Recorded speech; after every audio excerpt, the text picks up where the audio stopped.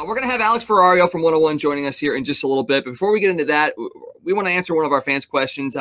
We're going to talk about Tarasenko, and we're going to get his take on everything involving that. But Abomination Gaming, what deal would you be happy with if Tarasenko gets traded?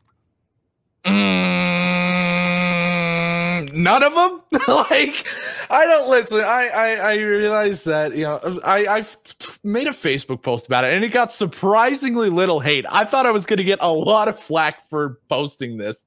But I said, you know what? Tarasenko won us a cup. Frankly, he can do whatever the hell he wants. And I didn't get any hate comments for that, surprisingly. But, you know, like, he served his time in St. Louis. He served it well. I can understand why he would be upset with the franchise over his handling of the shoulder surgeries. You know, when a report comes out, it's like, this player demands a trade. It's not like the guy bursts into the GM's office and goes, get me out of here right now. It's like, hey, listen, I did all this for your organization.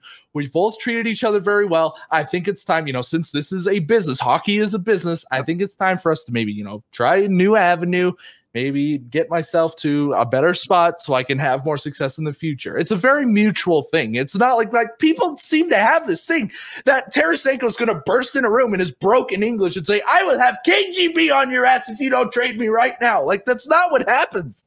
So I think that you could get a reasonable return. And I actually posted this question out on Twitter and I asked people like, hey, give me your Tarasenko trade proposals. And people seem to think that he is the 2019 Tarasenko still, which works in our favor. He's not that way, but it definitely works in our favor. I'm sure GMs probably don't think the same way, but I feel like, you know, if we were to trade him right now, we'd get some pretty okay value out of him. So honestly, but anybody who says that we can do Tarasenko for Tkachuk 1-for-1 is an idiot. Like, that's not going to, no.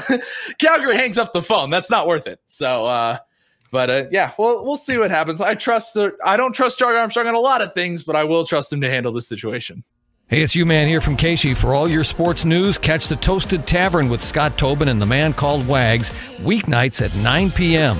You can follow Toasted Tavern on Facebook, Twitter, Instagram, and YouTube. Let's get toasted.